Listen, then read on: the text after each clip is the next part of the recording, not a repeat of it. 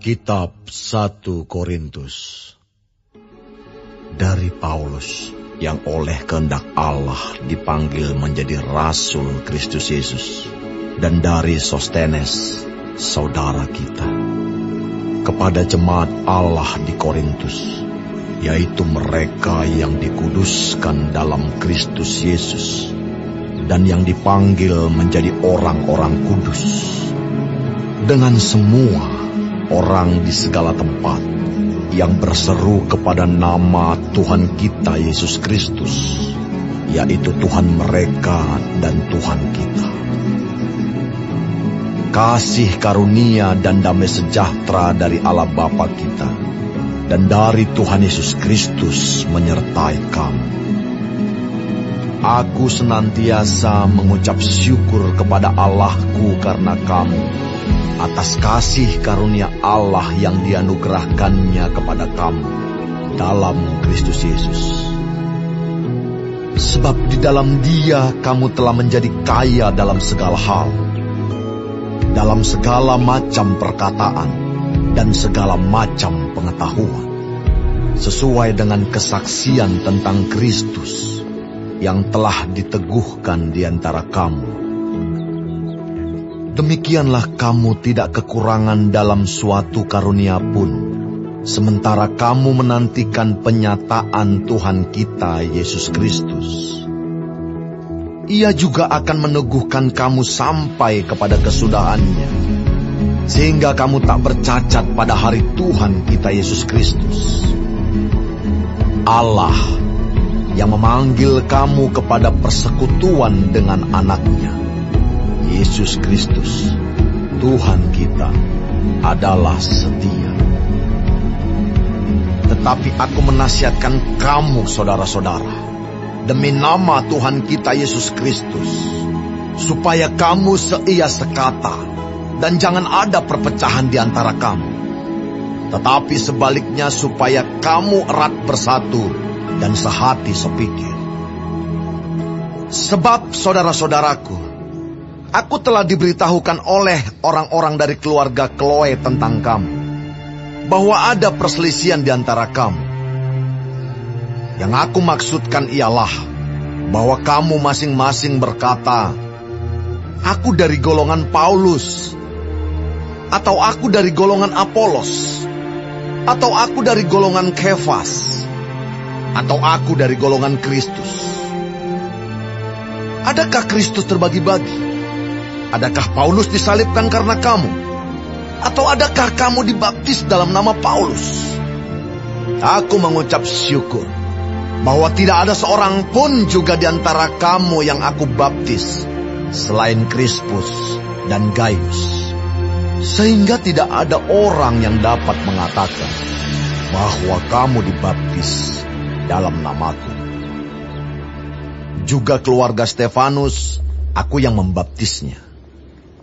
Kecuali mereka aku tidak tahu, entahkah ada lagi orang yang aku baptis. Sebab Kristus mengutus aku bukan untuk membaptis, tetapi untuk memberitakan Injil. Dan itu pun bukan dengan hikmat perkataan, supaya salib Kristus jangan menjadi sia-sia.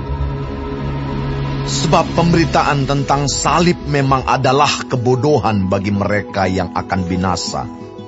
Tetapi bagi kita yang diselamatkan, pemberitaan itu adalah kekuatan Allah. Karena ada tertulis, aku akan membinasakan hikmat orang-orang berhikmat, dan kearifan orang-orang bijak akan kulenyapkan. Di manakah orang yang berhikmat? Di manakah ahli Taurat? Di manakah pembantah dari dunia ini? Bukankah Allah telah membuat hikmat dunia ini menjadi kebodohan?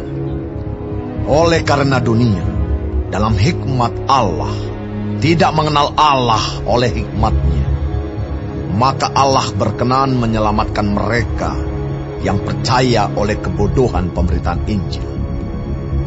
Orang-orang Yahudi menghendaki tanda, dan orang-orang Yunani mencari hikmat. Tetapi kami memberitakan Kristus yang disalibkan. Untuk orang-orang Yahudi suatu batu sandungan, dan untuk orang-orang bukan Yahudi suatu kebodohan. Tetapi untuk mereka yang dipanggil, baik orang Yahudi maupun orang bukan Yahudi, Kristus adalah kekuatan Allah dan hikmat Allah. Sebab yang bodoh dari Allah lebih besar hikmatnya daripada manusia, dan yang lemah dari Allah lebih kuat daripada manusia. Ingat saja saudara-saudara, bagaimana keadaan kamu ketika kamu dipanggil. Menurut ukuran manusia tidak banyak orang yang bijak, tidak banyak orang yang berpengaruh, tidak banyak orang yang terpandang. Tetapi apa yang bodoh bagi dunia, dipilih Allah untuk memalukan orang-orang yang berhikmat. Dan apa yang lemah bagi dunia, dipilih Allah untuk memalukan apa yang kuat. Dan apa yang tidak terpandang dan yang hina bagi dunia, dipilih Allah. Bahkan apa yang tidak berarti, dipilih Allah untuk meniadakan apa yang berarti. Supaya jangan ada seorang manusia pun yang memegahkan diri di hadapan Allah. Tetapi oleh Dia, kamu berada dalam Kristus Yesus, yang oleh Allah telah menjadi hikmat bagi kita. Ia membenarkan dan menguduskan dan menebus kita. Karena itu seperti ada tertulis, barang siapa yang bermegah, hendaklah ia bermegah di dalam Tuhan.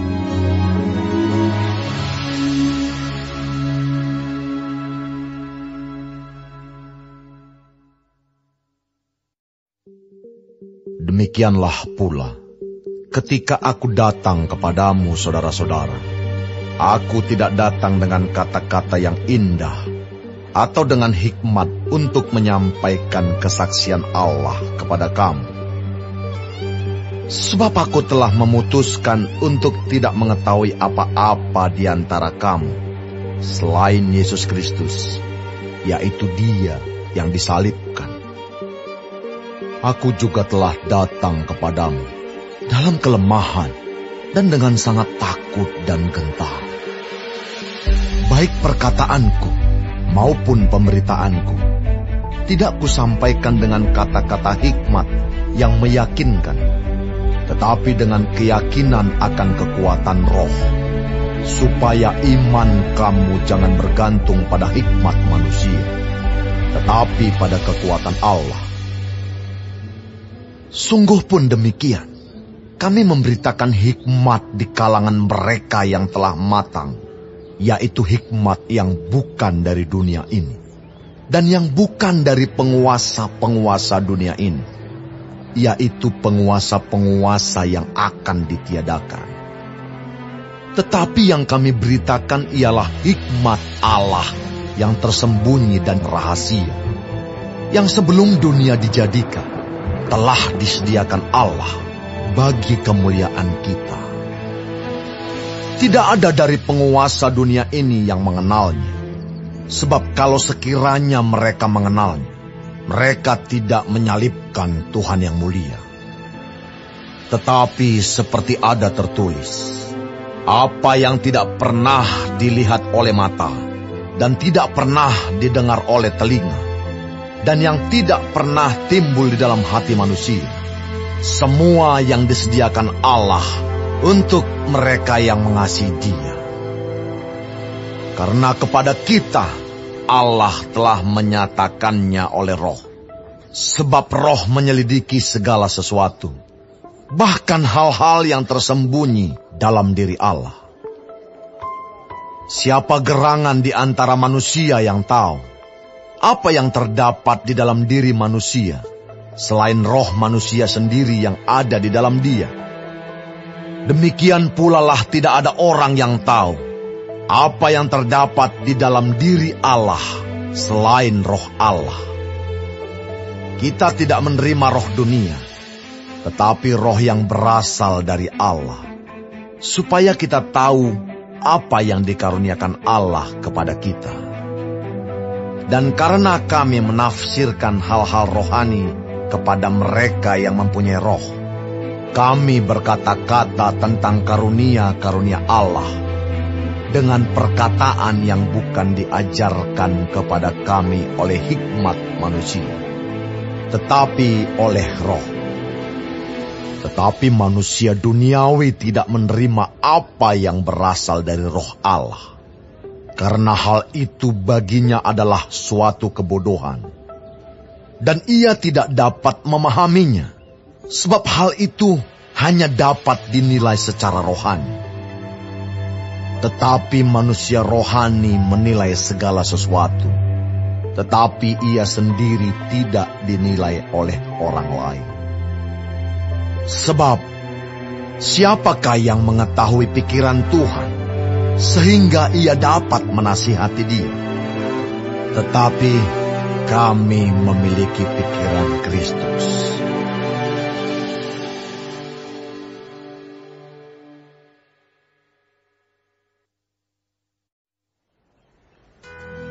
Dan aku, saudara-saudara, pada waktu itu tidak dapat berbicara dengan kamu seperti dengan manusia rohani, tetapi hanya dengan manusia duniawi yang belum dewasa dalam Kristus. Susulah yang kuberikan kepadamu, bukanlah makanan keras, sebab kamu belum dapat menerimanya. Dan sekarang pun kamu belum dapat menerimanya, karena kamu masih manusia duniawi.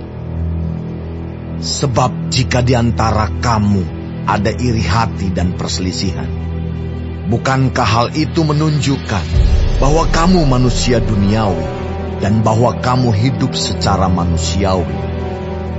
Karena jika yang seorang berkata, "Aku dari golongan Paulus," dan yang lain berkata, "Aku dari golongan Apolos," bukankah hal itu menunjukkan bahwa kamu manusia duniawi yang bukan rohani? Jadi, apakah Apolos? Apakah Paulus?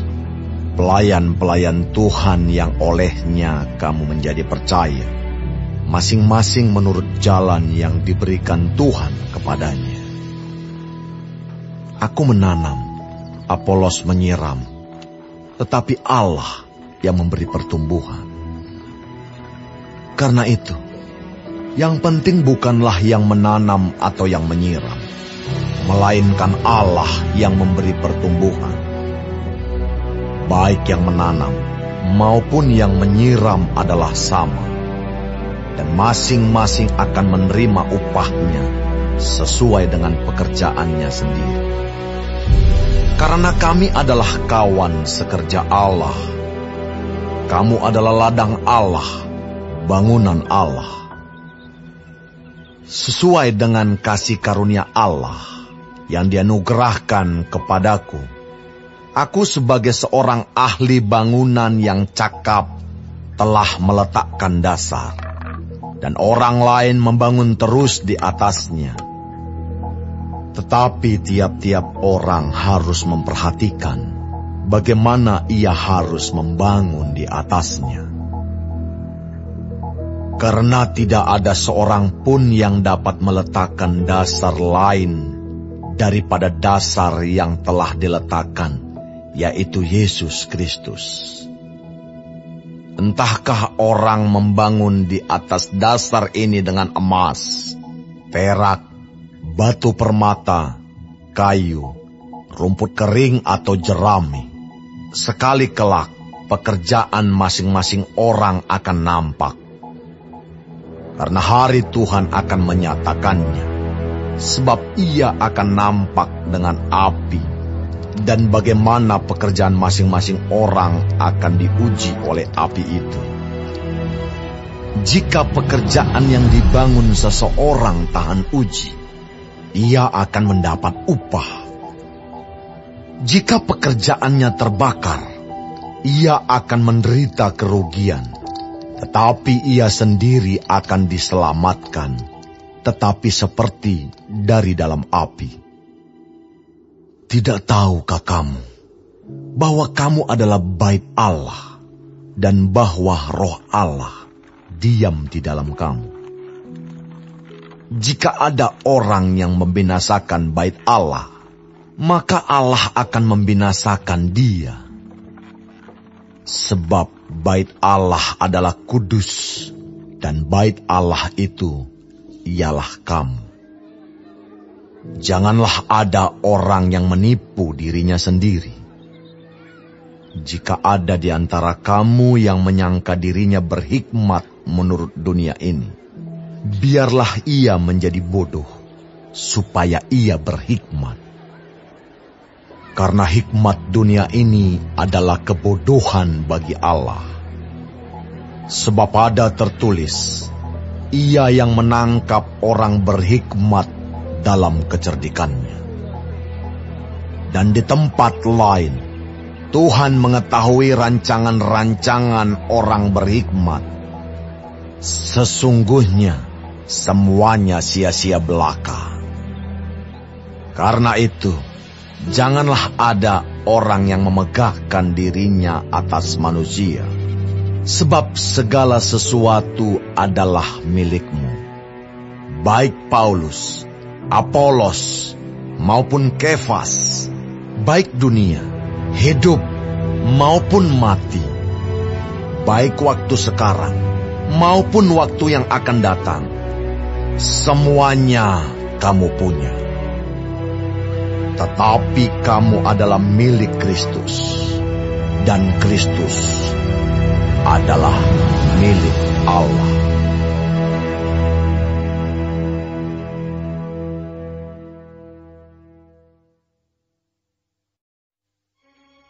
Demikianlah hendaknya orang memandang kami, sebagai hamba-hamba Kristus, yang kepadanya dipercayakan rahasia Allah, yang akhirnya dituntut dari pelayan-pelayan yang demikian ialah bahwa mereka ternyata dapat dipercayai. Bagiku sedikit sekali artinya entahkah aku dihakimi oleh kamu atau oleh suatu pengadilan manusia. Malahan diriku sendiri pun tidak kuhakimi.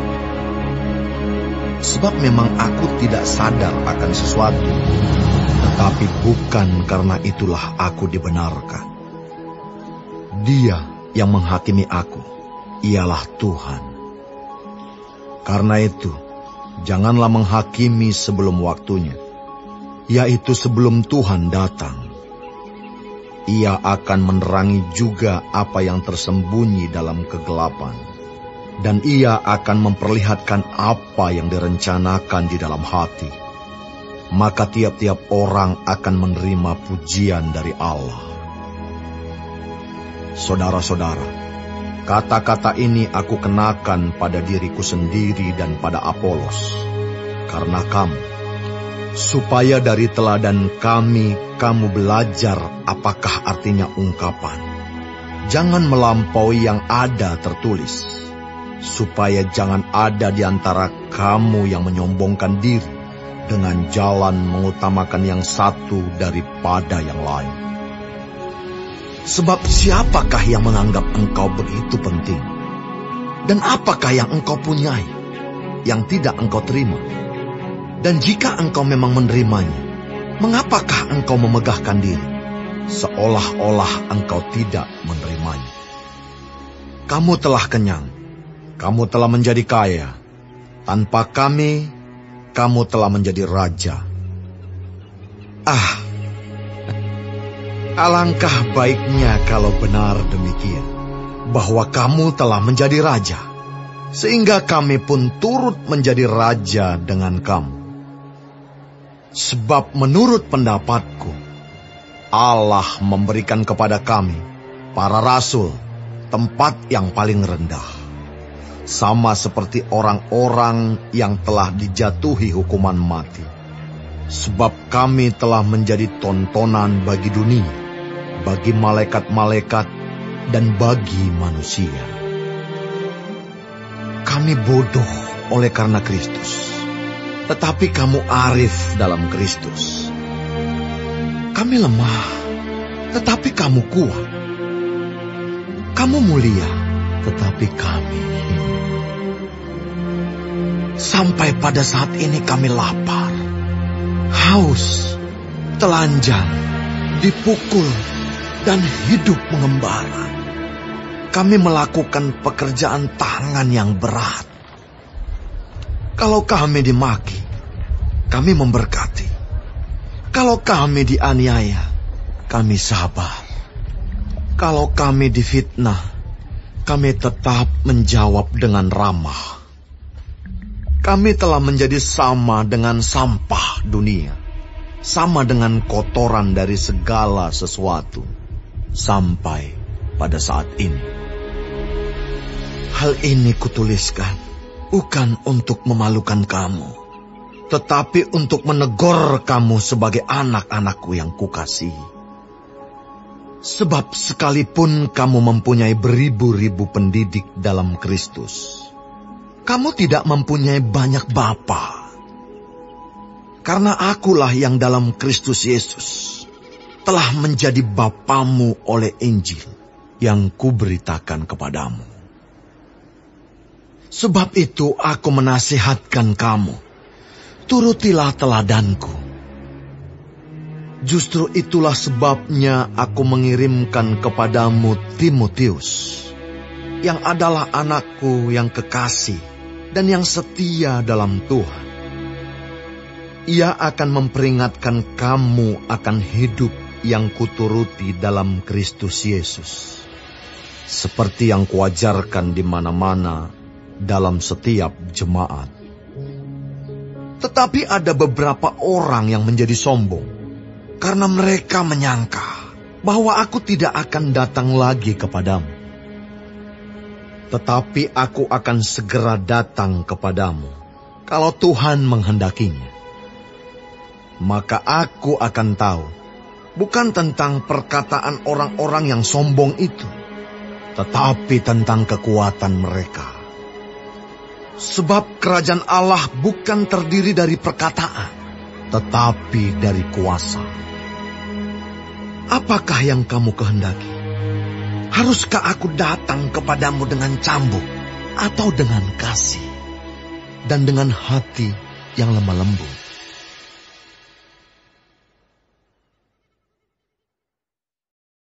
Memang orang mendengar bahwa ada percabulan di antara kamu, dan percabulan yang begitu rupa, seperti yang tidak terdapat sekalipun di antara bangsa-bangsa yang tidak mengenal Allah, yaitu bahwa ada orang yang hidup dengan istri ayahnya.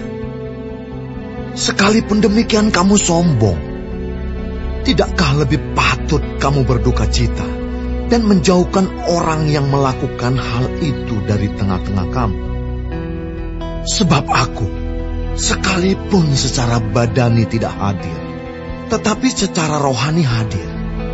Aku, sama seperti aku hadir, telah menjatuhkan hukuman atas dia yang telah melakukan hal yang semacam itu. Bila mana kita berkumpul dalam roh, kamu bersama-sama dengan aku, dengan kuasa Yesus, Tuhan kita. Orang itu harus kita serahkan dalam nama Tuhan Yesus kepada iblis, sehingga binasa tubuhnya, agar rohnya diselamatkan pada hari Tuhan. Kemegahanmu tidak baik. Tidak tahukah kamu bahwa sedikit ragi mengkamiri seluruh adonan? Buanglah ragi yang lama itu, supaya kamu menjadi adonan yang baru. Sebab kamu memang tidak beragi. Sebab anak domba Paskah kita juga telah disembelih, yaitu Kristus. Karena itu, marilah kita berpesta, bukan dengan ragi yang lama, bukan pula dengan ragi keburukan dan kejahatan, tetapi dengan roti yang tidak beragi, yaitu kemurnian dan kebenaran. Dalam suratku telah kutuliskan kepadamu, supaya kamu jangan bergaul dengan orang-orang cabul. Yang aku maksudkan bukanlah dengan semua orang cabul pada umumnya dari dunia ini, atau dengan semua orang kikir dan penipu, atau dengan semua penyembah berhala. Karena jika demikian, kamu harus meninggalkan dunia ini. Tetapi yang kutuliskan kepada kamu ialah, supaya kamu jangan bergaul dengan orang yang sekalipun menyebut dirinya saudara adalah orang cabul, kikir, penyembah berhala, pemfitnah, pemabuk, atau penipu. Dengan orang yang demikian, janganlah kamu sekali-kali makan bersama-sama. Sebab dengan wewenang apakah aku menghakimi mereka yang berada di luar jemaat? Bukankah kamu hanya menghakimi mereka yang berada di dalam jemaat? Mereka yang berada di luar jemaat akan dihakimi Allah. Usirlah orang yang melakukan kejahatan dari tengah-tengah kamu.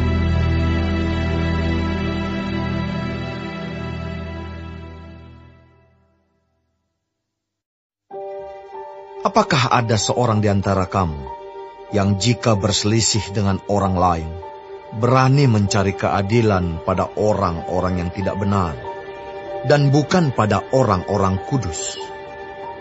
Atau tidak tahukah kamu bahwa orang-orang kudus akan menghakimi dunia? Dan jika penghakiman dunia berada dalam tangan kamu, tidakkah kamu sanggup untuk mengurus perkara-perkara yang tidak berarti? Tidak tahukah kamu bahwa kita akan menghakimi malaikat-malaikat? Jadi apalagi perkara-perkara biasa dalam hidup kita sehari-hari.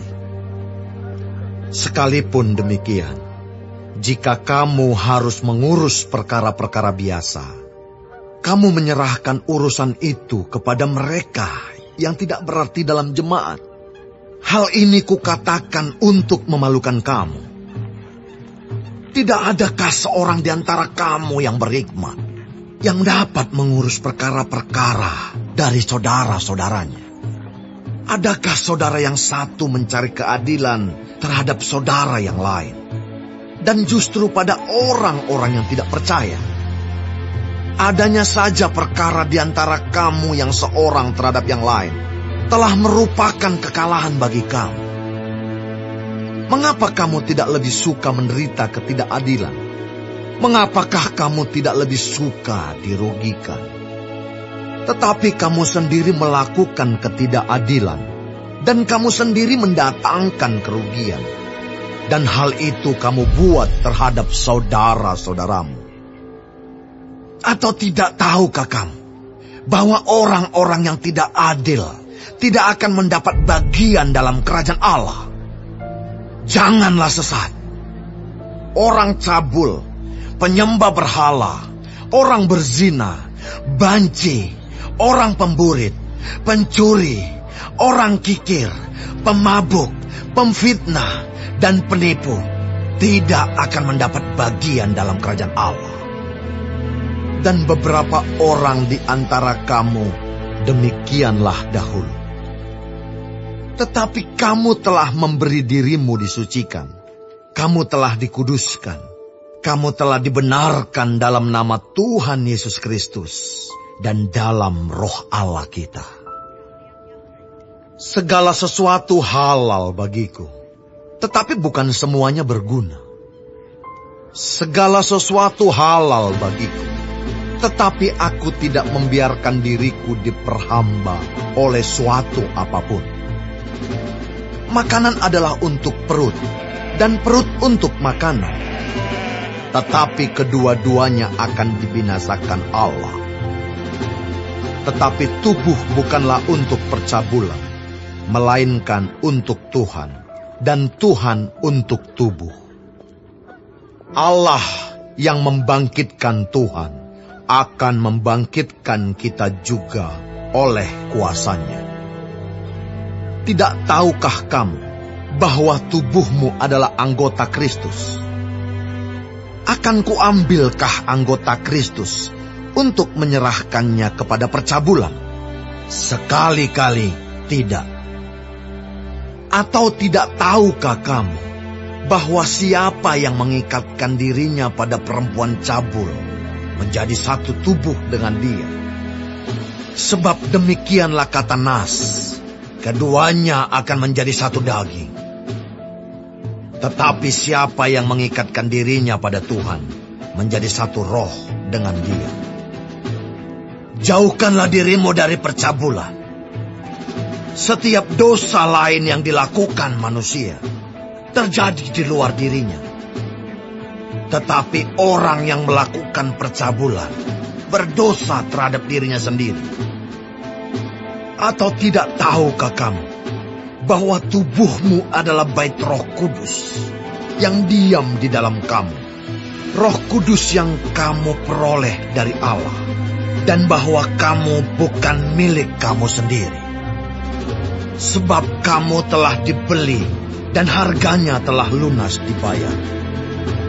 Karena itu, muliakanlah Allah dengan tubuhmu.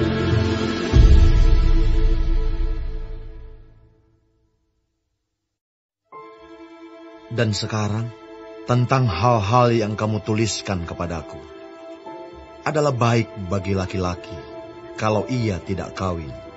Tetapi mengingat bahaya percabulan, baiklah setiap laki-laki mempunyai istrinya sendiri, dan setiap perempuan mempunyai suaminya sendiri. Hendaklah suami memenuhi kewajibannya terhadap istrinya, demikian pula istri terhadap suaminya. Istri tidak berkuasa atas tubuhnya sendiri, tetapi suaminya. Demikian pula suami tidak berkuasa atas tubuhnya sendiri, tetapi istrinya.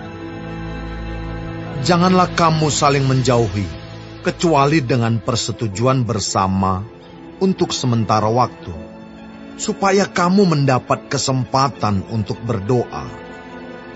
Sesudah itu hendaklah kamu kembali hidup bersama-sama, supaya iblis jangan menggoda kamu, karena kamu tidak tahan bertarak. Hal ini kukatakan kepadamu sebagai kelonggaran, bukan sebagai perintah. Namun demikian alangkah baiknya kalau semua orang seperti aku. Tetapi setiap orang menerima dari Allah karunia-Nya yang khas, yang seorang karunia ini, yang lain karunia itu. Tetapi kepada orang-orang yang tidak kawin dan kepada janda-janda aku anjurkan, supaya baiklah mereka tinggal dalam keadaan seperti aku. Tetapi kalau mereka tidak dapat menguasai diri, baiklah mereka kawin. Sebab lebih baik kawin daripada hangus karena hawa nafsu. Kepada orang-orang yang telah kawin,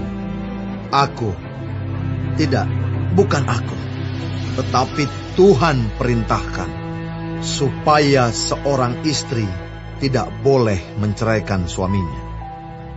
Dan jikalau ia bercerai, ia harus tetap hidup tanpa suami, atau berdamai dengan suaminya. Dan seorang suami tidak boleh menceraikan istrinya. Kepada orang-orang lain, bukan Tuhan katakan, kalau ada seorang saudara beristrikan seorang yang tidak beriman, dan perempuan itu mau hidup bersama-sama dengan dia, janganlah saudara itu menceraikan dia. Dan kalau ada seorang istri bersuamikan seorang yang tidak beriman, dan laki-laki itu mau hidup bersama-sama dengan dia, janganlah ia menceraikan laki-laki itu.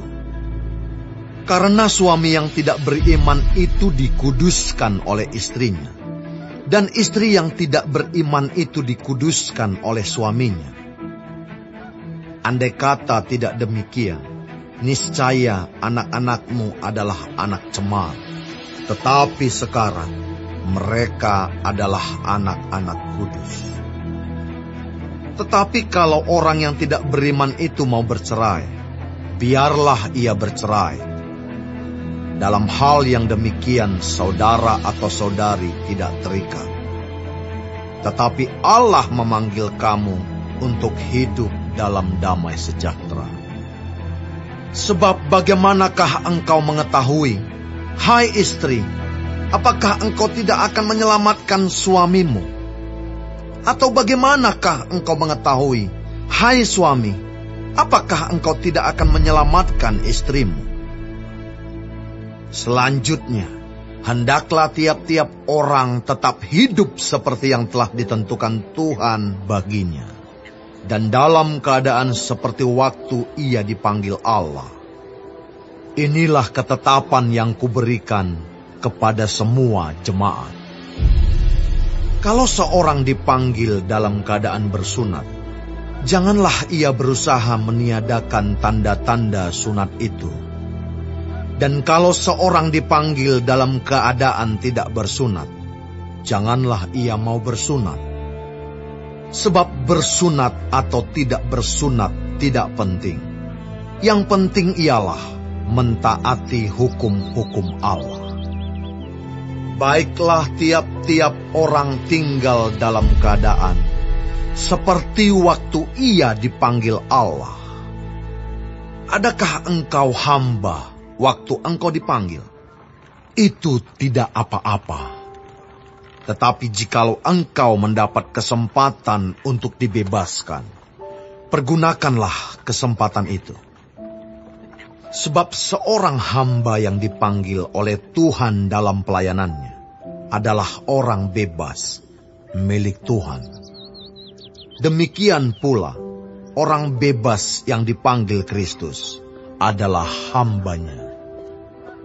Kamu telah dibeli dan harganya telah lunas dibayar.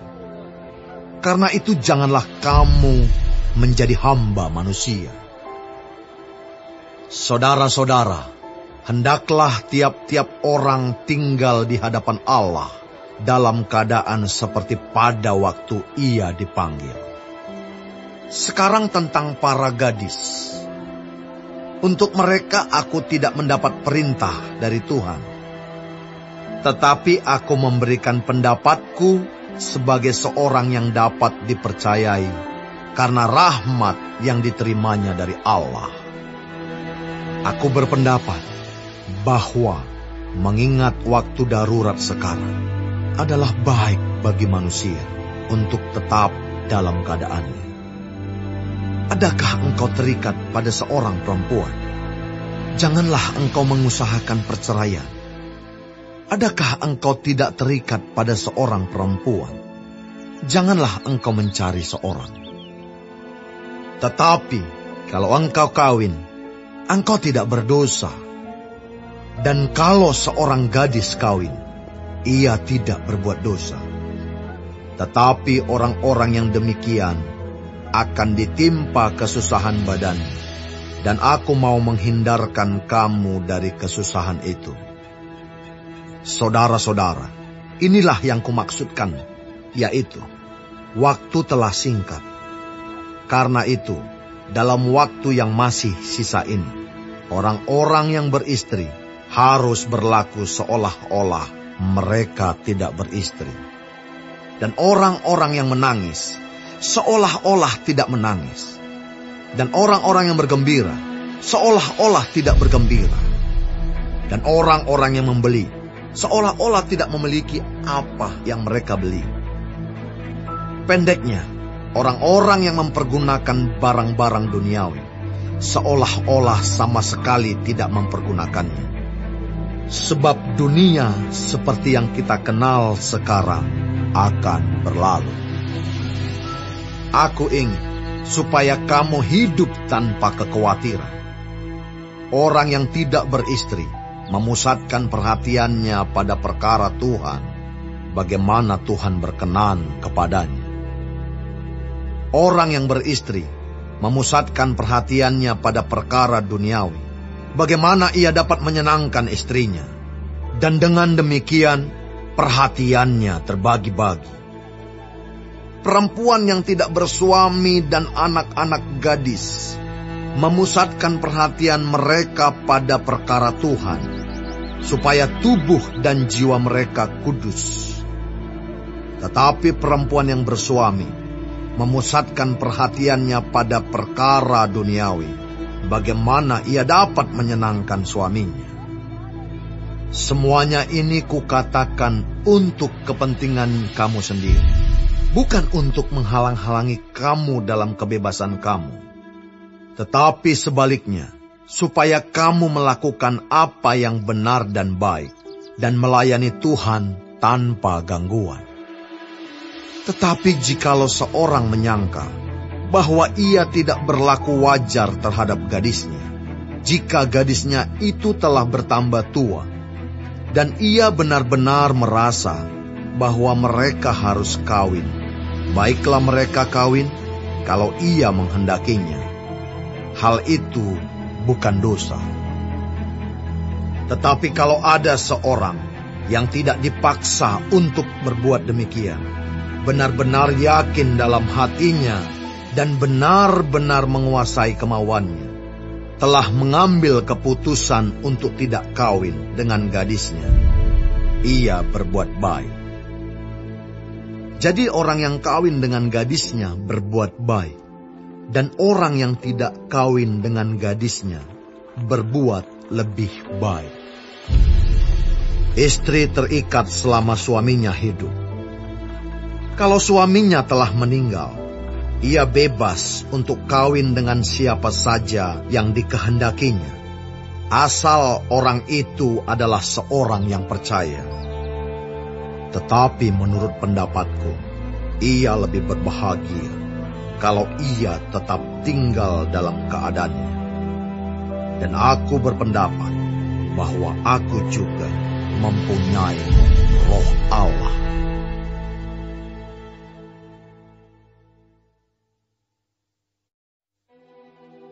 Tentang daging persembahan berhala kita tahu. Kita semua mempunyai pengetahuan. Pengetahuan yang demikian membuat orang menjadi sombong, tetapi kasih membangun. Jika ada seorang menyangka bahwa ia mempunyai sesuatu pengetahuan, maka ia belum juga mencapai pengetahuan sebagaimana yang harus dicapainya. Tetapi orang yang mengasihi Allah, ia dikenal oleh Allah. Tentang hal makan daging persembahan berhala kita tahu, tidak ada berhala di dunia, dan tidak ada Allah lain daripada Allah yang Esa. Sebab sungguh pun ada apa yang disebut Allah, baik di surga maupun di bumi.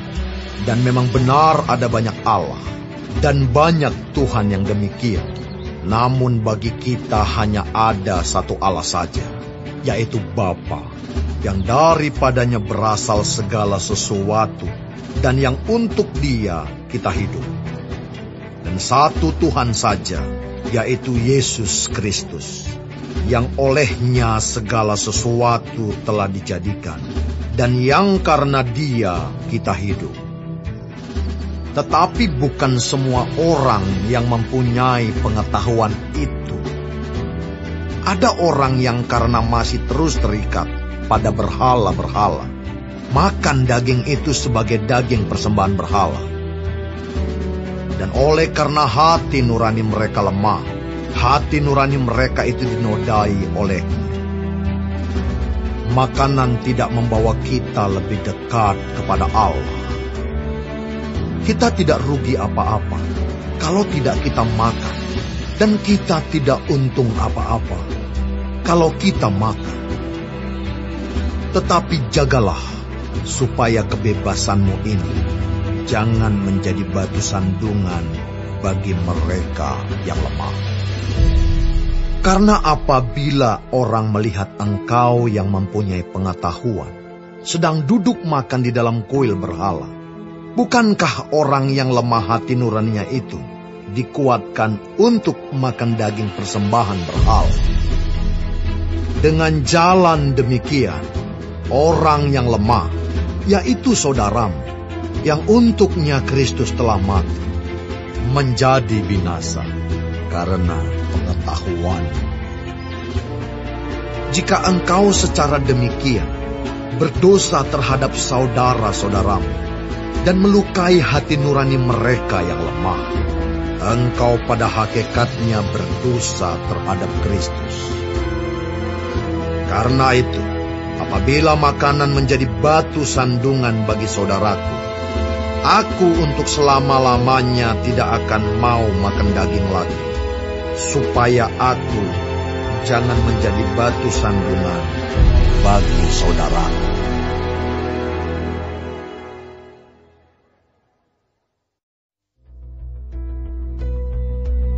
Bukankah aku rasul? Bukankah aku orang bebas? Bukankah aku telah melihat Yesus Tuhan kita?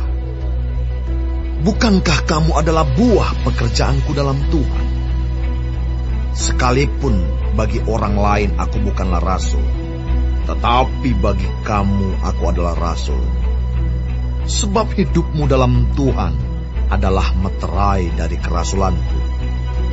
Inilah pembelaanku terhadap mereka yang mengkritik aku. Tidakkah kami mempunyai hak untuk makan dan minum? Tidakkah kami mempunyai hak untuk membawa seorang istri Kristen dalam perjalanan kami, seperti yang dilakukan rasul-rasul lain dan saudara-saudara Tuhan dan Kefas? Atau hanya aku dan Barnabas sajakah yang tidak mempunyai hak untuk dibebaskan dari pekerjaan tangan? Siapakah yang pernah turut dalam peperangan atas biayanya sendiri? Siapakah yang menanami kebun anggur dan tidak memakan buahnya? Atau siapakah yang menggembalakan kawanan domba dan yang tidak minum susu domba itu? Apa yang kukatakan ini bukanlah hanya pikiran manusia saja. Bukankah hukum Taurat juga berkata-kata demikian? Sebab dalam hukum Musa ada tertulis, janganlah engkau memberangus mulut lembu yang sedang mengirik. Lembukah yang Allah perhatikan? Atau kitakah yang ia maksudkan? Ya, untuk kitalah hal ini ditulis, yaitu pembajak harus membajak dalam pengharapan, dan pengirik harus mengirik dalam pengharapan untuk memperoleh bagiannya. Jadi, jika kami telah menaburkan benih rohani bagi kamu, berlebih-lebihankah kalau kami menuai hasil duniawi daripada kamu? Kalau orang lain mempunyai hak untuk mengharapkan hal itu daripada kamu, bukankah kami mempunyai hak yang lebih besar? Tetapi kami tidak mempergunakan hak itu. Sebaliknya, kami menanggung segala sesuatu, supaya jangan kami mengadakan rintangan bagi pemberitaan Injil Kristus.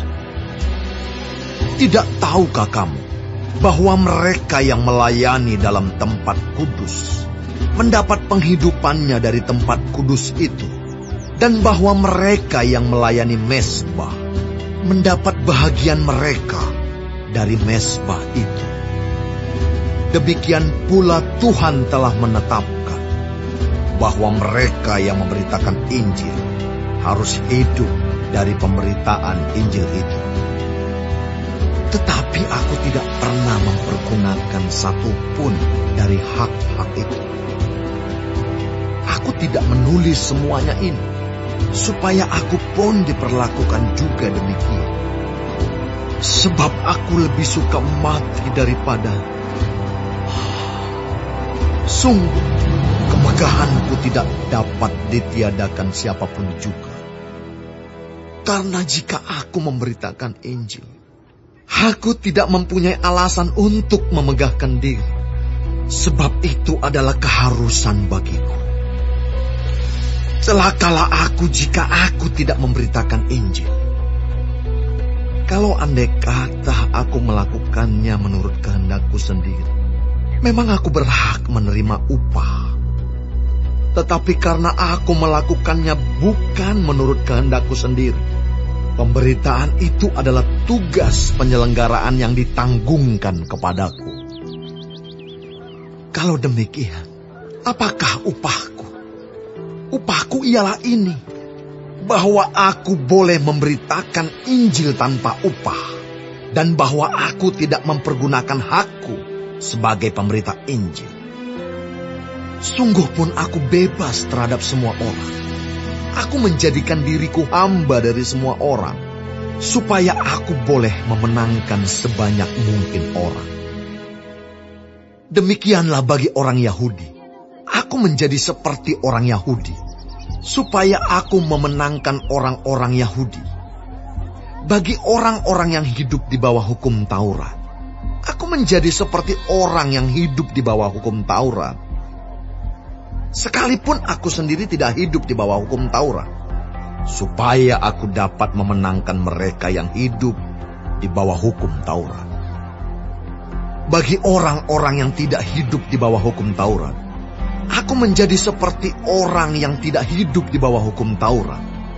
Sekalipun aku tidak hidup di luar hukum Allah, karena aku hidup di bawah hukum Kristus, supaya aku dapat memenangkan mereka yang tidak hidup di bawah hukum Taurat. Bagi orang-orang yang lemah, aku menjadi seperti orang yang lemah, supaya aku dapat menyelamatkan mereka yang lemah.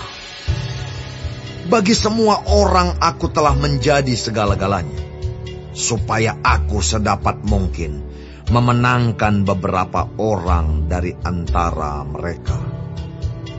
Segala sesuatu ini aku lakukan karena Injil, supaya aku mendapat bagian dalamnya. Tidak tahukah kamu bahwa dalam gelanggang pertandingan semua peserta turut berlari, tetapi bahwa hanya satu orang saja yang mendapat hadiah? Karena itu, larilah begitu rupa, sehingga kamu memperolehnya. Tiap-tiap orang yang turut mengambil bagian dalam pertandingan menguasai dirinya dalam segala hal. Mereka berbuat demikian untuk memperoleh suatu mahkota yang fana, tetapi kita untuk memperoleh suatu mahkota yang abadi. Sebab itu, aku tidak berlari tanpa tujuan, dan aku bukan petinju yang sembarangan saja memukul. Tetapi aku melatih tubuh dan menguasainya seluruhnya, supaya sesudah memberitakan Injil kepada orang lain, jangan aku sendiri ditolak.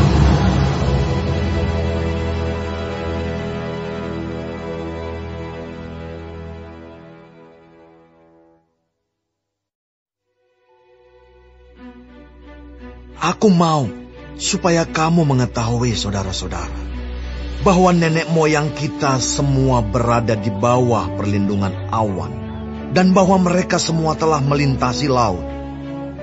Untuk menjadi pengikut Musa, mereka semua telah dibaptis dalam awan dan dalam laut. Mereka semua makan makanan rohani yang sama, dan mereka semua minum minuman rohani yang sama, sebab mereka minum dari batu karang rohani yang mengikuti mereka, dan batu karang itu ialah Kristus. Tetapi sungguh pun demikian, Allah tidak berkenan kepada bagian yang terbesar dari mereka, karena mereka ditewaskan di padang gurun. Semuanya ini telah terjadi sebagai contoh bagi kita, untuk memperingatkan kita, supaya jangan kita menginginkan hal-hal yang jahat, seperti yang telah mereka perbuat. Dan supaya jangan kita menjadi penyembah-penyembah berhala, sama seperti beberapa orang dari mereka. Seperti ada tertulis, maka duduklah bangsa itu untuk makan dan minum. Kemudian bangunlah mereka dan bersukaria. Janganlah kita melakukan percabulan, seperti yang dilakukan oleh beberapa orang dari mereka, sehingga pada satu hari telah tewas 23.000 orang. Dan janganlah kita mencobai Tuhan, seperti yang dilakukan oleh beberapa orang dari mereka, sehingga mereka mati dipagut ular. Dan janganlah bersungut-sungut, seperti yang dilakukan oleh beberapa orang dari mereka, sehingga mereka dibinasakan oleh malaikat maut. Semuanya ini telah menimpa mereka sebagai contoh, dan dituliskan untuk menjadi peringatan bagi kita yang hidup pada waktu di mana zaman akhir telah tiba. Sebab itu siapa yang menyangka bahwa ia teguh berdiri, hati-hatilah supaya ia jangan jatuh.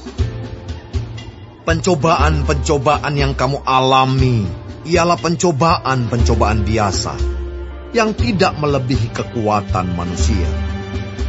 Sebab Allah setia, dan karena itu Ia tidak akan membiarkan kamu dicobai melampaui kekuatanmu. Pada waktu kamu dicobai, Ia akan memberikan kepadamu jalan keluar, sehingga kamu dapat menanggungnya. Karena itu, saudara-saudaraku yang kekasih, jauhilah penyembahan berhala. Aku berbicara kepadamu sebagai orang-orang yang bijaksana. Pertimbangkanlah sendiri apa yang aku katakan. Bukankah cawan pengucapan syukur yang atasnya kita ucapkan syukur adalah persekutuan dengan darah Kristus? Bukankah roti yang kita pecah-pecahkan adalah persekutuan dengan tubuh Kristus? Karena roti adalah satu, maka kita sekalipun banyak adalah satu tubuh, karena kita semua mendapat bagian dalam roti yang satu itu. Perhatikanlah bangsa Israel menurut daging. Bukankah mereka yang makan apa yang dipersembahkan mendapat bagian dalam pelayanan mezbah? Apakah yang kumaksudkan dengan perkataan itu? Bahwa persembahan berhala adalah sesuatu, atau bahwa berhala adalah sesuatu? Bukan.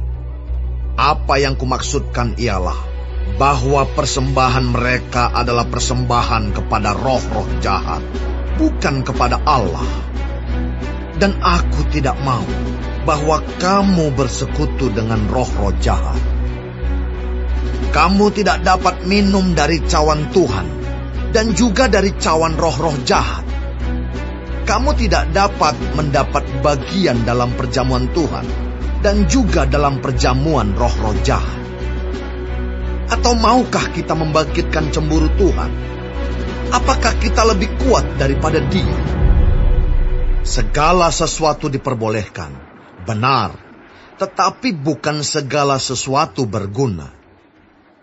Jangan seorang pun yang mencari keuntungannya sendiri, tetapi hendaklah tiap-tiap orang mencari keuntungan orang lain. Kamu boleh makan segala sesuatu yang dijual di pasar daging, tanpa mengadakan pemeriksaan karena keberatan-keberatan hati nurani. Karena bumi serta segala isinya adalah milik Tuhan. Kalau kamu diundang makan oleh seorang yang tidak percaya, dan undangan itu kamu terima, makanlah apa saja yang dihidangkan kepadamu, tanpa mengadakan pemeriksaan karena keberatan-keberatan hati nurani. Tetapi kalau seorang berkata kepadamu, itu persembahan berhala, janganlah engkau memakannya, oleh karena dia yang mengatakan hal itu kepadamu, dan karena keberatan-keberatan hati nurani. Yang aku maksudkan dengan keberatan-keberatan bukanlah keberatan-keberatan hati nuranimu sendiri, tetapi keberatan-keberatan hati nurani orang lain itu. Mungkin ada orang yang berkata, mengapa kebebasanku harus ditentukan oleh keberatan-keberatan hati nurani orang lain? Kalau aku mengucap syukur atas apa yang aku turut memakannya, mengapa orang berkata jahat tentang aku karena makanan yang atasnya aku mengucap syukur? Aku menjawab, Jika engkau makan atau jika engkau minum, atau jika engkau melakukan sesuatu yang lain, lakukanlah semuanya itu untuk kemuliaan Allah. Janganlah kamu menimbulkan syak dalam hati orang, baik orang Yahudi atau orang Yunani, maupun jemaat Allah. Sama seperti aku juga, berusaha menyenangkan hati semua orang dalam segala hal, bukan untuk kepentingan diriku, tetapi untuk kepentingan orang banyak, supaya mereka beroleh selamat.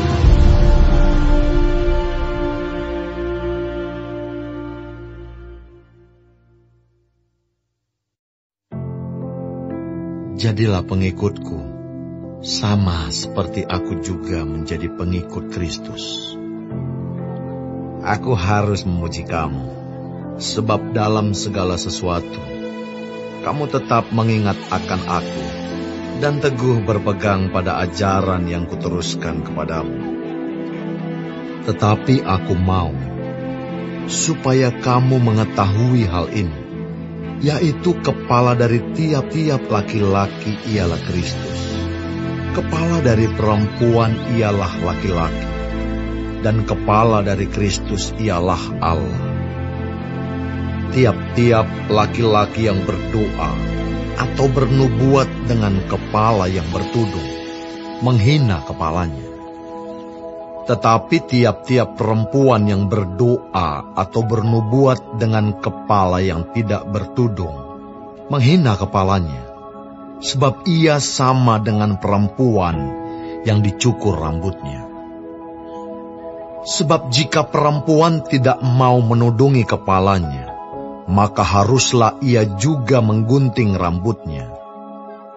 Tetapi jika bagi perempuan adalah penghinaan bahwa rambutnya digunting atau dicukur, maka haruslah ia menudungi kepalanya. Sebab laki-laki tidak perlu menudungi kepalanya.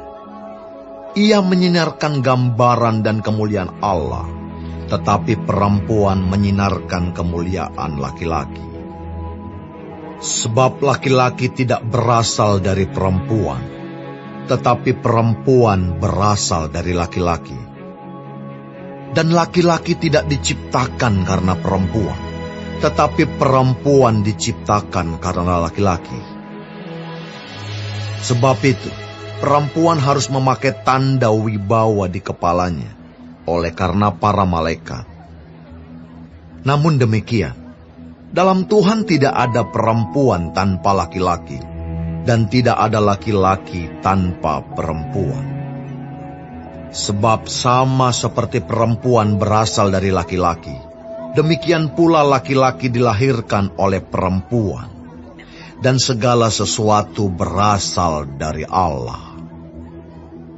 Pertimbangkanlah sendiri, patutkah perempuan berdoa kepada Allah dengan kepala yang tidak bertudung?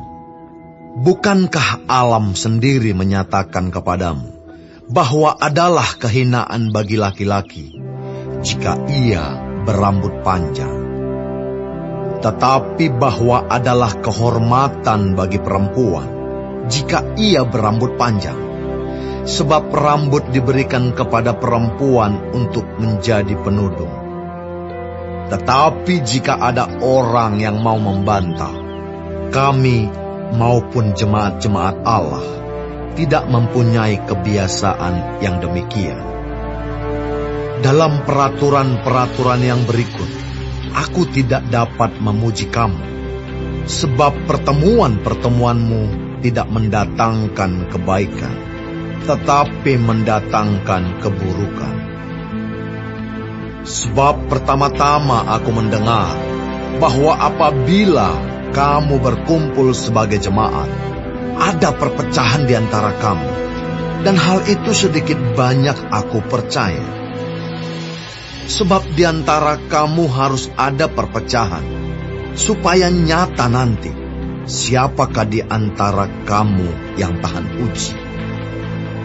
Apabila kamu berkumpul, kamu bukanlah berkumpul untuk makan perjamuan Tuhan. Sebab pada perjamuan itu, tiap-tiap orang memakan dahulu makanannya sendiri, sehingga yang seorang lapar dan yang lain mabuk. Apakah kamu tidak mempunyai rumah sendiri untuk makan dan minum? Atau maukah kamu menghinakan jemaat Allah dan memalukan orang-orang yang tidak mempunyai apa-apa? Apakah yang kukatakan kepada kamu? Memuji kamu. Dalam hal ini, aku tidak memuji.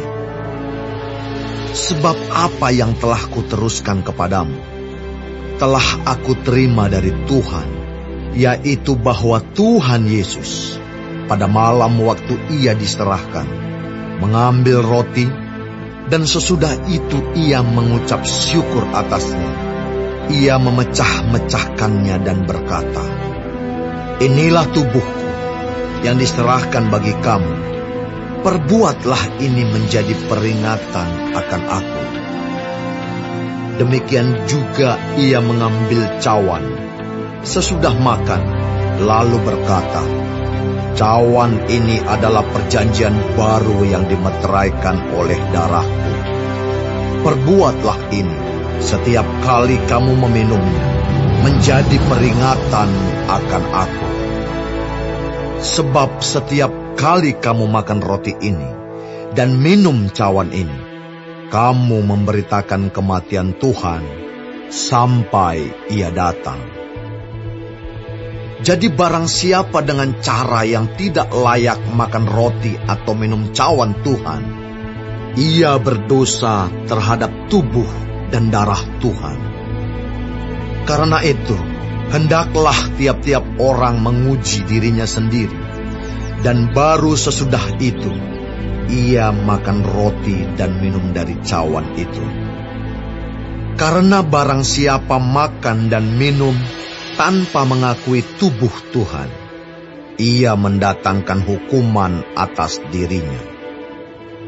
Sebab itu banyak di antara kamu yang lemah dan sakit, dan tidak sedikit yang meninggal. Kalau kita menguji diri kita sendiri, hukuman tidak menimpa kita. Tetapi kalau kita menerima hukuman dari Tuhan, kita dididik supaya kita tidak akan dihukum bersama-sama dengan dunia. Karena itu, saudara-saudaraku, jika kamu berkumpul untuk makan, nantikanlah olehmu seorang akan yang lain.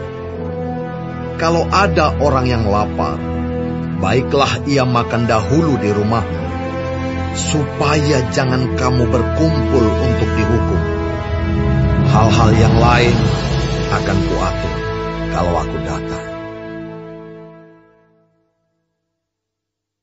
Sekarang tentang karunia-karunia roh. Aku mau, saudara-saudara, supaya kamu mengetahui kebenarannya. Kamu tahu bahwa pada waktu kamu masih belum mengenal Allah, kamu tanpa berpikir ditarik kepada berhala-berhala yang bisu. Karena itu, aku mau meyakinkan kamu bahwa tidak ada seorang pun yang berkata-kata oleh Roh Allah dapat berkata, "Terkutuklah Yesus." Dan tidak ada seorang pun yang dapat mengaku Yesus adalah Tuhan selain oleh Roh Kudus. Ada rupa-rupa karunia, tetapi satu roh.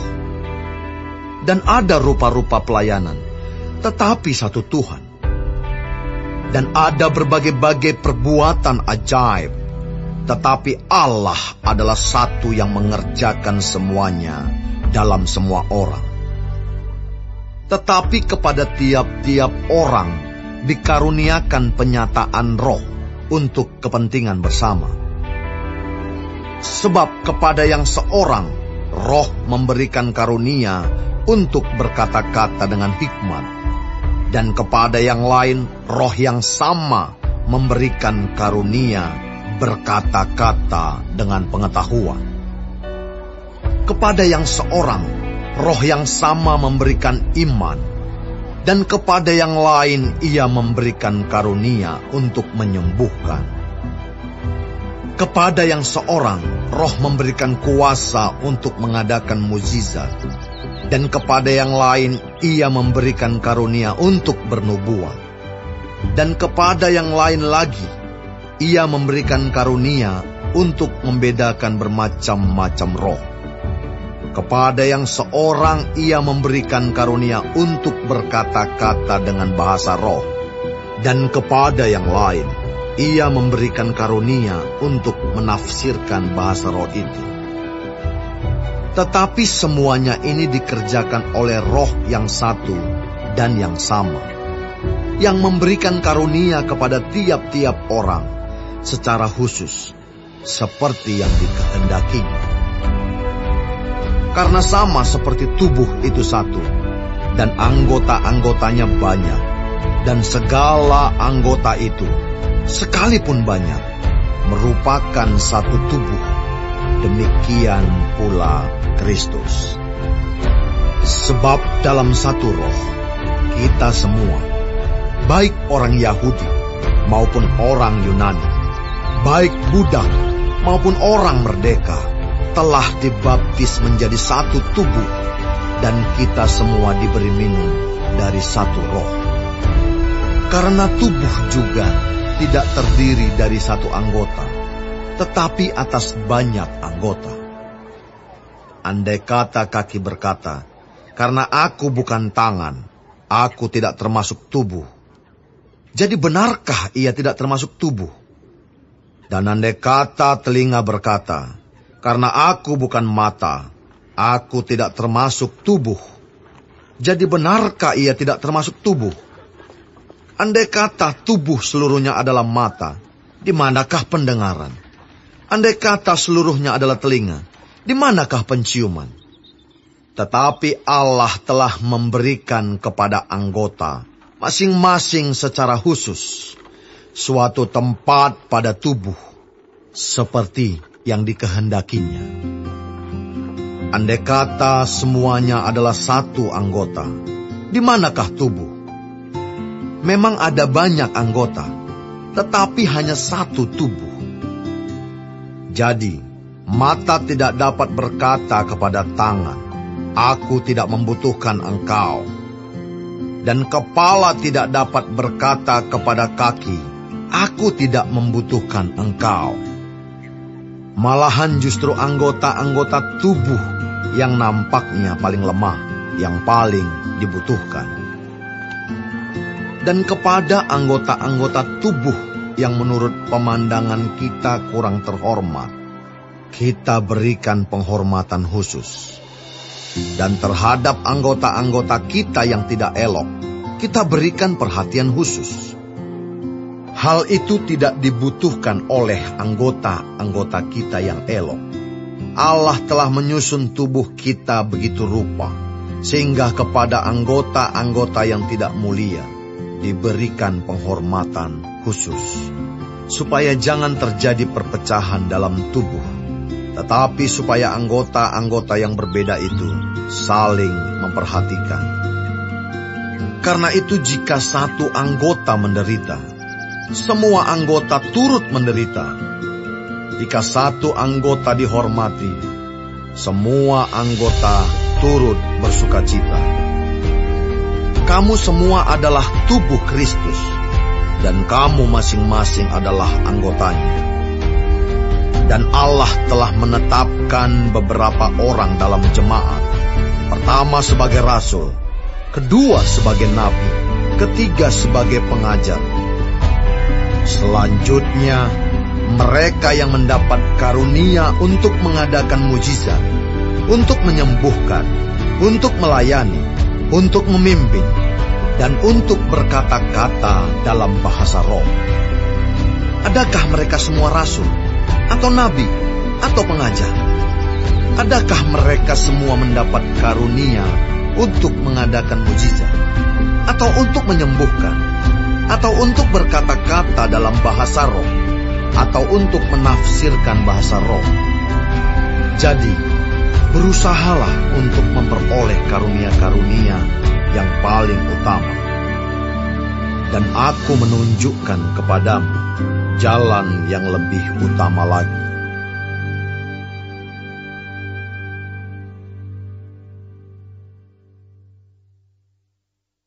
Sekalipun aku dapat berkata-kata dengan semua bahasa manusia dan bahasa malaikat, tetapi jika aku tidak mempunyai kasih, aku sama dengan gong yang berkumandang dan canang yang gemerincing. Sekalipun aku mempunyai karunia untuk bernubuat, dan aku mengetahui segala rahasia dan memiliki seluruh pengetahuan, dan sekalipun aku memiliki iman yang sempurna untuk memindahkan gunung, tetapi jika aku tidak mempunyai kasih, aku sama sekali tidak berguna. Dan sekalipun aku membagi-bagikan segala sesuatu yang ada padaku, bahkan menyerahkan tubuhku untuk dibakar, tetapi jika aku tidak mempunyai kasih, sedikit pun tidak ada faedahnya bagiku. Kasih itu sabar, kasih itu murah hati, ia tidak cemburu, ia tidak memegahkan diri dan tidak sombong. Ia tidak melakukan yang tidak sopan dan tidak mencari keuntungan diri sendiri. Ia tidak pemarah dan tidak menyimpan kesalahan orang lain. Ia tidak bersuka cita karena ketidakadilan, tetapi karena kebenaran. Ia menutupi segala sesuatu, percaya segala sesuatu, mengharapkan segala sesuatu, sabar menanggung segala sesuatu. Kasih tidak berkesudahan, nubuat akan berakhir, bahasa roh akan berhenti, pengetahuan akan lenyap. Sebab pengetahuan kita tidak lengkap dan nubuat kita tidak sempurna. Tetapi jika yang sempurna tiba, maka yang tidak sempurna itu akan lenyap. Ketika aku kanak-kanak, aku berkata-kata seperti kanak-kanak. Aku merasa seperti kanak-kanak. Aku berpikir seperti kanak-kanak. Sekarang sesudah aku menjadi dewasa, aku meninggalkan sifat kanak-kanak itu. Karena sekarang kita melihat dalam cermin suatu gambaran yang samar-samar, tetapi nanti kita akan melihat muka dengan muka. Sekarang aku hanya mengenal dengan tidak sempurna, tetapi nanti aku akan mengenal dengan sempurna, seperti aku sendiri dikenal. Demikianlah tinggal ketiga hal ini, yaitu iman, pengharapan, dan kasih. Dan yang paling besar di antaranya ialah kasih.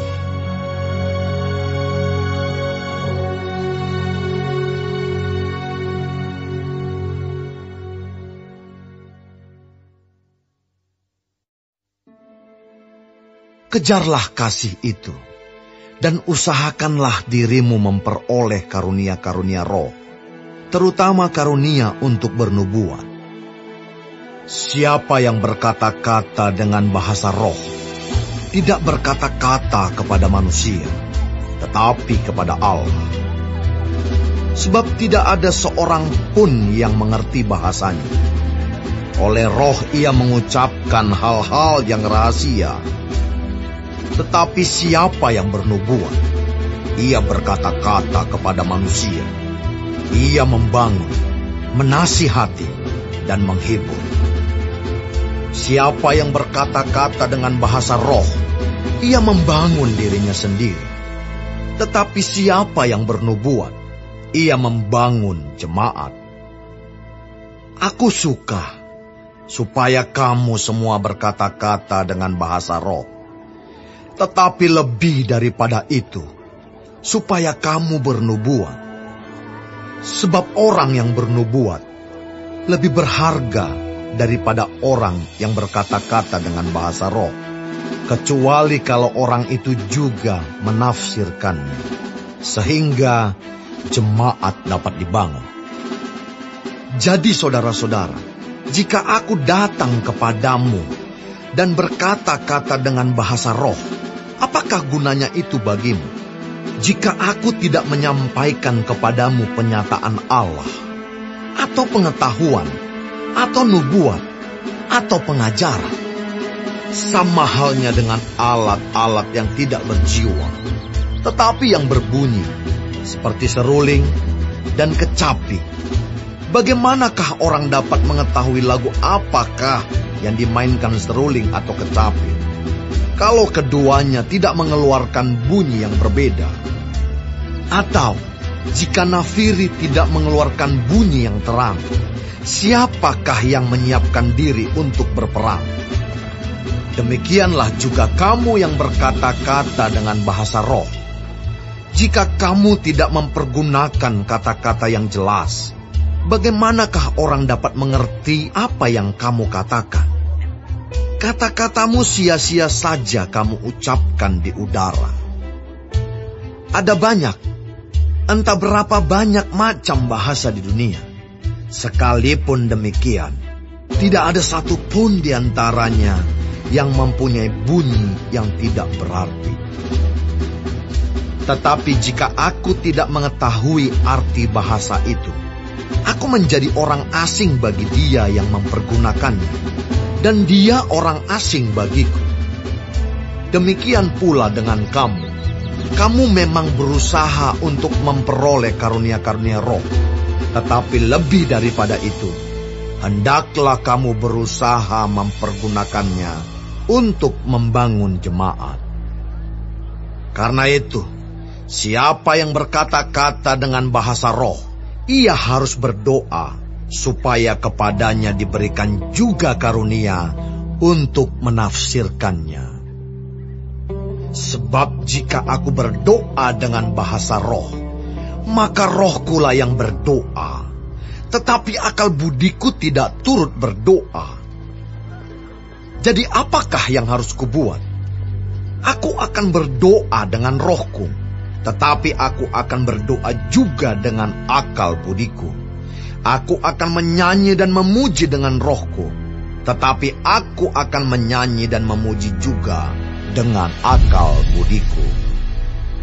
Sebab jika engkau mengucap syukur dengan rohmu saja, bagaimanakah orang biasa yang hadir sebagai pendengar dapat mengatakan amin atas pengucapan syukurmu?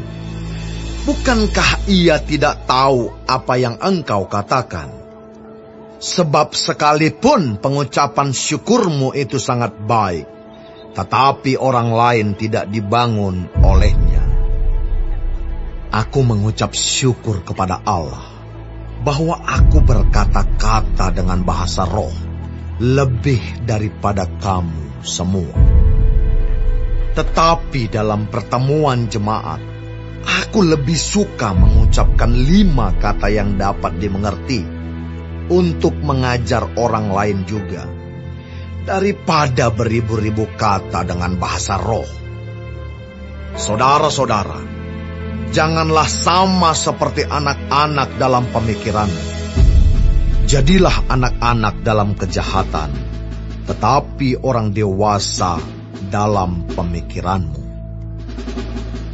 Dalam hukum Taurat ada tertulis, oleh orang-orang yang mempunyai bahasa lain dan oleh mulut orang-orang asing, aku akan berbicara kepada bangsa ini. Namun demikian mereka tidak akan mendengarkan aku, firman Tuhan.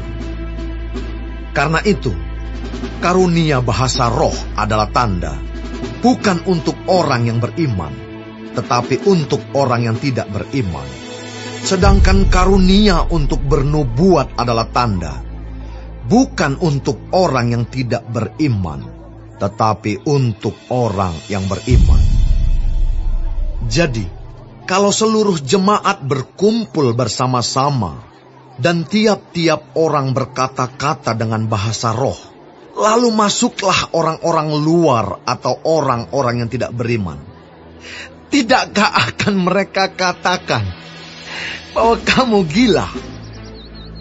Tetapi kalau semua bernubuat, lalu masuk orang yang tidak beriman atau orang baru, ia akan diyakinkan oleh semua dan diselidiki oleh semua. Segala rahasia yang terkandung di dalam hatinya akan menjadi nyata, sehingga ia akan sujud menyembah Allah dan mengaku, sungguh Allah ada di tengah-tengah kamu. Jadi bagaimana sekarang saudara-saudara? Bila mana kamu berkumpul, hendaklah tiap-tiap orang mempersembahkan sesuatu. Yang seorang mazmur, yang lain pengajaran, atau penyataan Allah, atau karunia bahasa roh, atau karunia untuk menafsirkan bahasa roh. Tetapi semuanya itu harus dipergunakan untuk membangun. Jika ada yang berkata-kata dengan bahasa roh, biarlah 2 atau sebanyak-banyaknya 3 orang, seorang demi seorang, dan harus ada seorang lain untuk menafsirkannya. Jika tidak ada orang yang dapat menafsirkannya, hendaklah mereka berdiam diri dalam pertemuan jemaat, dan hanya boleh berkata-kata kepada dirinya sendiri dan kepada Allah. Tentang nabi-nabi, baiklah 2 atau 3 orang diantaranya berkata-kata, dan yang lain menanggapi apa yang mereka katakan. Tetapi jika seorang lain yang duduk di situ mendapat penyataan, maka yang pertama itu harus berdiam diri. Sebab kamu semua boleh bernubuat seorang demi seorang, sehingga kamu semua dapat belajar dan beroleh kekuatan. Karunia nabi takluk kepada nabi-nabi. Sebab Allah tidak menghendaki kekacauan, tetapi damai sejahtera. Sama seperti dalam semua jemaat orang-orang kudus, perempuan-perempuan harus berdiam diri dalam pertemuan-pertemuan jemaat. Sebab mereka tidak diperbolehkan untuk berbicara. Mereka harus menundukkan diri, seperti yang dikatakan juga oleh hukum Taurat.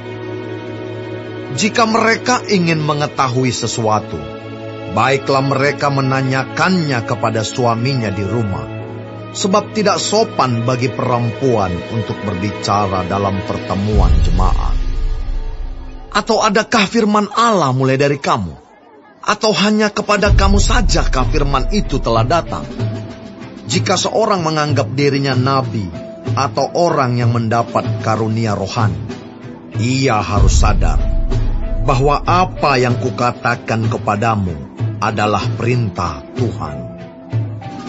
Tetapi jika ia tidak mengindahkannya, janganlah kamu mengindahkan dia. Karena itu, saudara-saudaraku, usahakanlah dirimu untuk memperoleh karunia untuk bernubuat, dan janganlah melarang orang yang berkata-kata dengan bahasa roh. Tetapi segala sesuatu harus berlangsung dengan sopan dan teratur.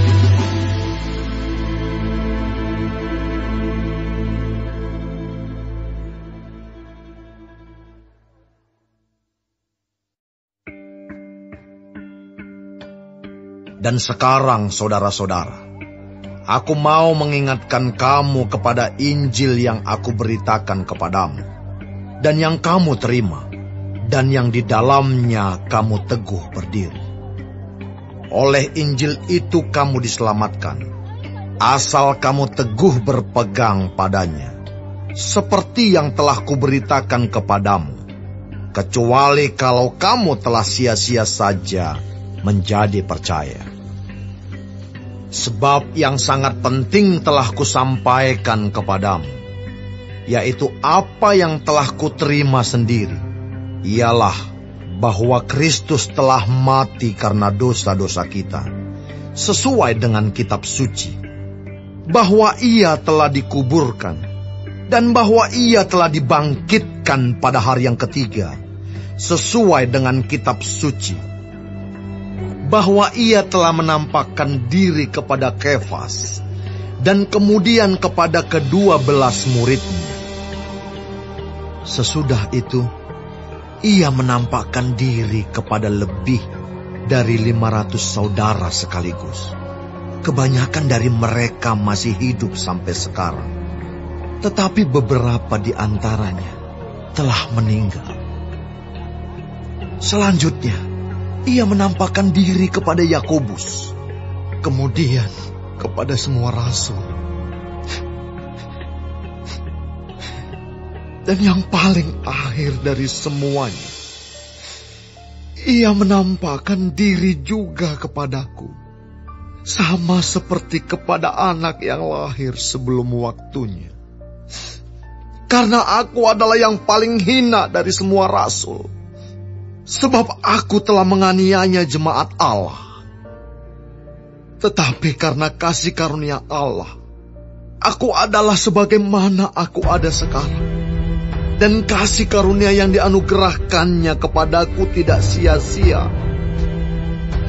Sebaliknya, aku telah bekerja lebih keras daripada mereka semua.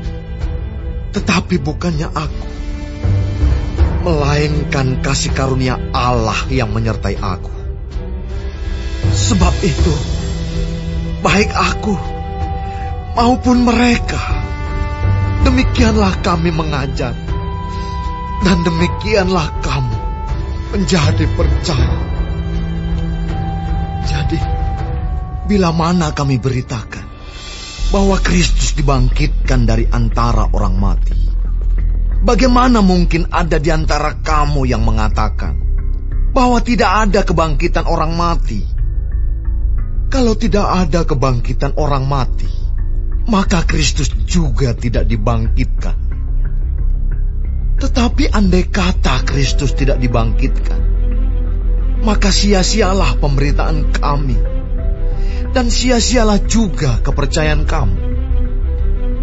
Lebih daripada itu, kami ternyata berdusta terhadap Allah, karena tentang Dia kami katakan bahwa Ia telah membangkitkan Kristus, padahal Ia tidak membangkitkannya. Kalau andai kata benar bahwa orang mati tidak dibangkitkan, sebab jika benar orang mati tidak dibangkitkan, maka Kristus juga tidak dibangkitkan. Dan jika Kristus tidak dibangkitkan, maka sia-sialah kepercayaan kamu, dan kamu masih hidup dalam dosamu. Demikianlah binasa juga orang-orang yang mati dalam Kristus. Jikalau kita hanya dalam hidup ini saja menaruh pengharapan pada Kristus, maka kita adalah orang-orang yang paling malang dari segala manusia. Tetapi yang benar ialah bahwa Kristus telah dibangkitkan dari antara orang mati, sebagai yang sulung dari orang-orang yang telah meninggal. Sebab sama seperti maut datang karena satu orang manusia, demikian juga kebangkitan orang mati datang karena satu orang manusia.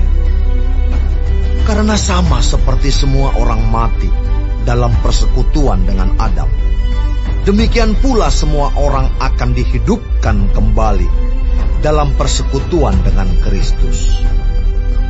Tetapi tiap-tiap orang menurut urutannya, Kristus sebagai buah sulung, sesudah itu mereka yang menjadi miliknya pada waktu kedatangannya. Kemudian tiba kesudahannya, yaitu bila mana ia menyerahkan kerajaan kepada Allah Bapa, sesudah ia membinasakan segala pemerintahan, kekuasaan, dan kekuatan. Karena ia harus memegang pemerintahan sebagai raja, sampai Allah meletakkan semua musuhnya di bawah kakinya. Musuh yang terakhir yang dibinasakan ialah maut. Sebab segala sesuatu telah ditaklukkannya di bawah kakinya. Tetapi kalau dikatakan bahwa segala sesuatu telah ditaklukkan, maka teranglah bahwa Ia sendiri yang telah menaklukkan segala sesuatu di bawah kaki Kristus itu tidak termasuk di dalamnya.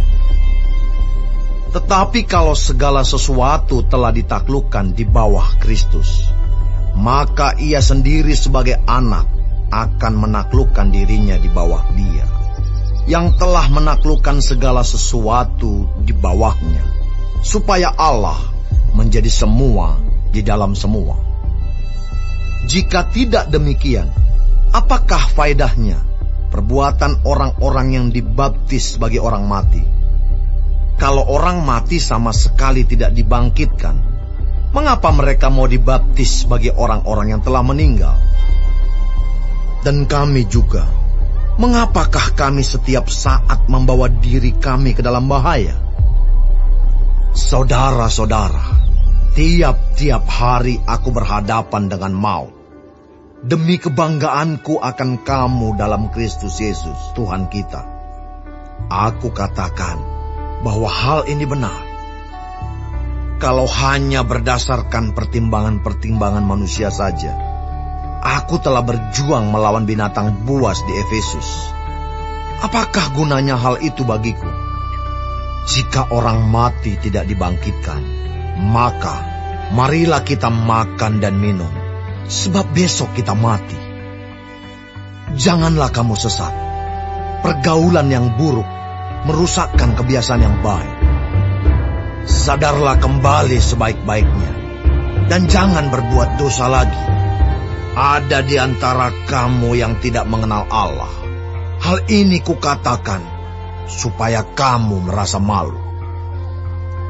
Tetapi mungkin ada orang yang bertanya, bagaimanakah orang mati dibangkitkan? Dan dengan tubuh apakah mereka akan datang kembali?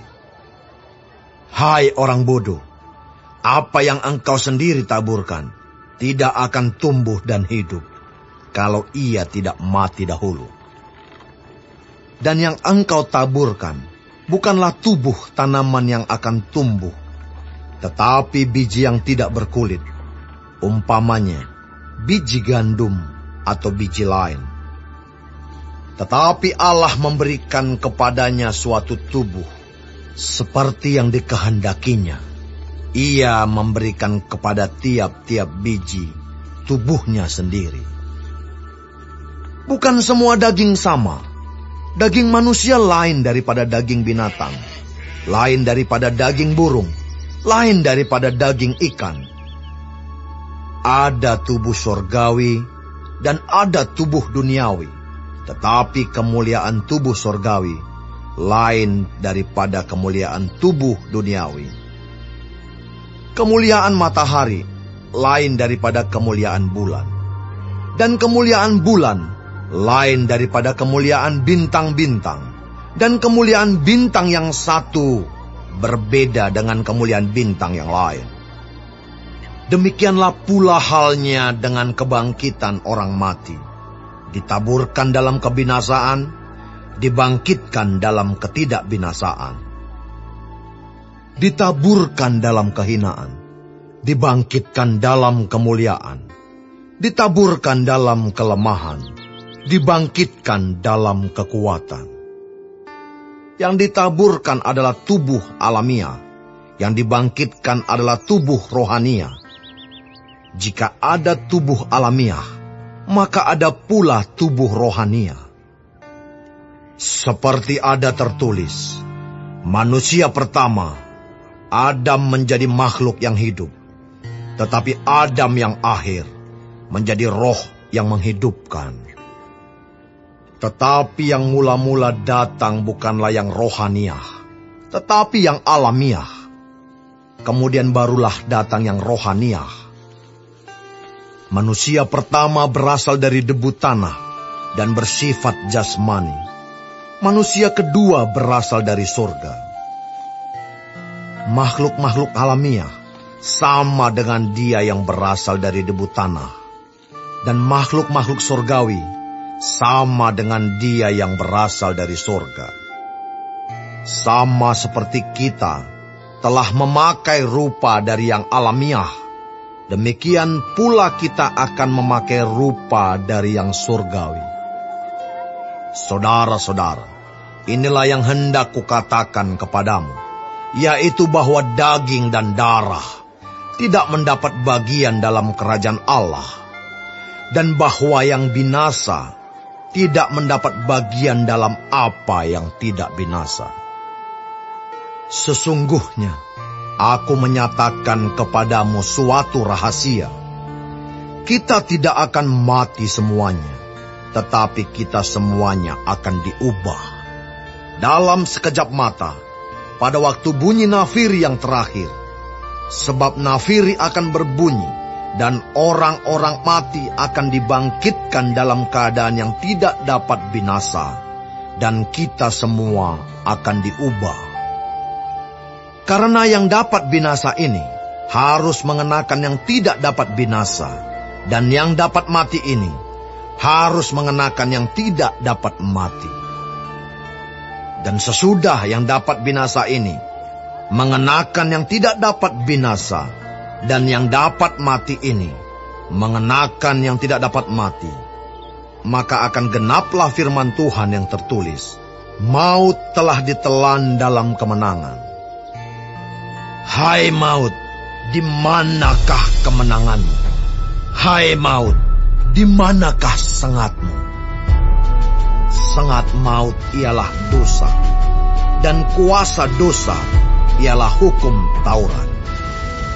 Tetapi syukur kepada Allah yang telah memberikan kepada kita kemenangan oleh Yesus Kristus, Tuhan kita.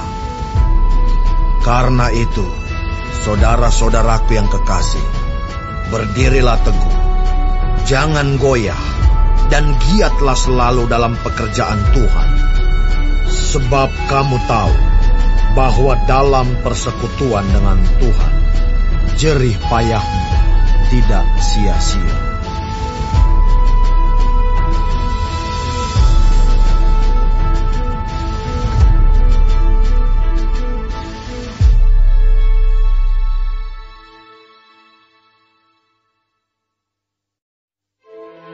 Tentang pengumpulan uang bagi orang-orang kudus, hendaklah kamu berbuat sesuai dengan petunjuk-petunjuk yang kuberikan kepada jemaat-jemaat di Galatia. Pada hari pertama dari tiap-tiap minggu, hendaklah kamu masing-masing, sesuai dengan apa yang kamu peroleh, menyisihkan sesuatu dan menyimpannya di rumah, supaya jangan pengumpulan itu baru diadakan kalau aku datang. Sesudah aku tiba, aku akan mengutus orang-orang yang kamu anggap layak dengan surat ke Yerusalem untuk menyampaikan pemberianmu. Kalau ternyata penting bahwa aku juga pergi, maka mereka akan pergi bersama-sama dengan aku. Aku akan datang kepadamu sesudah aku melintasi Makedonia, sebab aku akan melintasi Makedonia. Dan di Korintus, mungkin aku akan tinggal beberapa lamanya dengan kamu, atau mungkin aku akan tinggal selama musim dingin, sehingga kamu dapat menolong aku untuk melanjutkan perjalananku. Sebab sekarang aku tidak mau melihat kamu hanya sepintas lalu saja. Aku harap dapat tinggal agak lama dengan kamu, jika diperkenankan Tuhan. Tetapi aku akan tinggal di Efesus sampai hari raya Pentakosta. Sebab di sini banyak kesempatan bagiku untuk mengerjakan pekerjaan yang besar dan penting, sekalipun ada banyak penentang. Jika Timotius datang kepadamu, usahakanlah supaya ia berada di tengah-tengah kamu tanpa takut, sebab ia mengerjakan pekerjaan Tuhan sama seperti aku. Jadi janganlah ada orang yang menganggapnya rendah, tetapi tolonglah dia, supaya ia melanjutkan perjalanannya dengan selamat. agar ia datang kembali kepadaku, sebab aku di sini menunggu kedatangannya bersama-sama dengan saudara-saudara yang lain. Tentang saudara Apolos, telah berulang-ulang aku mendesaknya untuk bersama-sama dengan saudara-saudara lain mengunjungi kamu, tetapi ia sama sekali tidak mau datang sekarang. Kalau ada kesempatan baik nanti, ia akan datang. Berjaga-jagalah, berdirilah dengan teguh dalam iman, bersikaplah sebagai laki-laki, dan tetap kuat. Lakukanlah segala pekerjaanmu dalam kasih. Ada suatu permintaan lagi kepadamu, saudara-saudara. Kamu tahu bahwa Stefanus dan keluarganya adalah orang-orang yang pertama-tama bertobat di Akaya, dan bahwa mereka telah mengabdikan diri kepada pelayanan orang-orang kudus. Karena itu taatilah orang-orang yang demikian, dan setiap orang yang turut bekerja dan berjerih payah. Aku bergembira atas kedatangan Stefanus, Fortunatus, dan Akaikus, karena mereka melengkapi apa yang masih kurang padamu. Karena mereka menyegarkan rohku dan roh kamu. Hargailah orang-orang yang demikian. Salam kepadamu dari jemaat-jemaat di Asia Kecil, Aquila, Priskila, dan jemaat di rumah mereka, menyampaikan berlimpah-limpah salam kepadamu. Salam kepadamu dari saudara-saudara semuanya. Sampaikanlah salam seorang kepada yang lain dengan cium kudus. Dengan tanganku sendiri aku menulis ini. Salam dari Paulus. Siapa yang tidak mengasihi Tuhan, terkutuklah ia. Maranatha. Kasih karunia Tuhan Yesus menyertai kamu. Kasihku menyertai kamu sekalian dalam Kristus Yesus.